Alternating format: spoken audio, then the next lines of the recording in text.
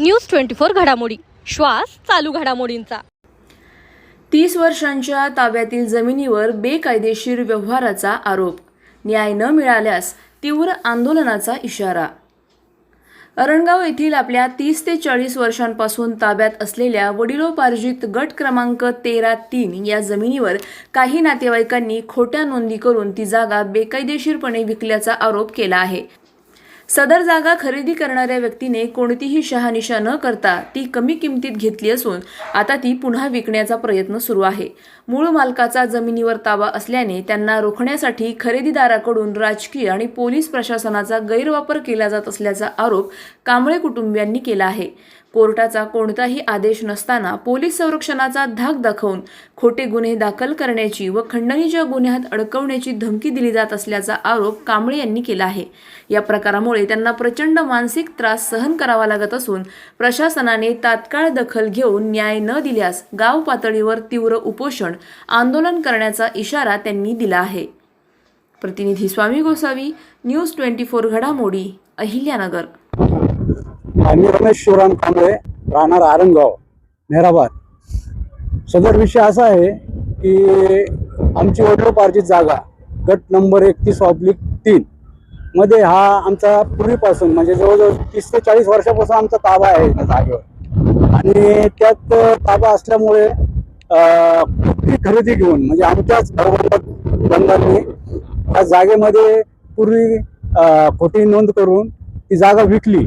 ती जागा अलकाताईंनी घेताना काही त्याचं हे नाही केलं, म्हणजे त्याचं चौकशी नाही केली, ही जागा नेमकी कशी आहे काय आहे। आणि ती जागा त्यांनी त्यावेळेस कमी रेटमध्ये घेऊन ती आता विकायला काढली। तर ते आमचा आणि ते काय करतात, आम्ही जर तिथं आमचा आता ताबा पहिल्यापासून असल्यामुळं आमचं जाणं हे नाही, तर ते पोलीस प्रशासनाला बरोबर घेऊन त्यांना मॅनेज करून कोणतीही कोर्टाकडून कोणतीही म्हणजे कोर्टाकडून कोणताही आदेश न देता पोलीस येतात आणि आम्हाला खोटे गुन्हे तुमच्यावर टाकू, हे करू ते करू आणि खंडणीचा गुन्हा दाखल करू असं आम्हाला धमकावतात। आणि ह्याबद्दल आमची अशी तक्रार आहे का सदर हे आम्हाला याचा खूप मानसिक त्रास झालेला आहे, प्रमाणाच्या बाहेर मानसिक त्रास झालेला आहे।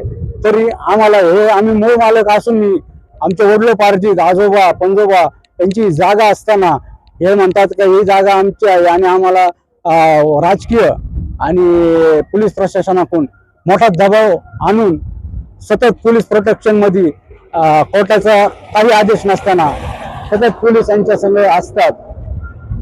तर हे आम्हाला मान्य नाही। तरी आपण पोलीस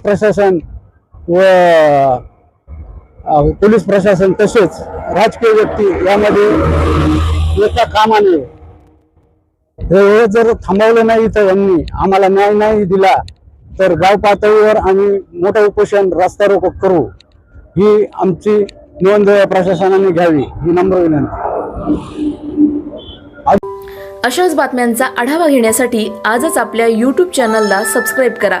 बातमी आवडल्यास लाईक करा आणि इतरांपर्यंत शेअर करा।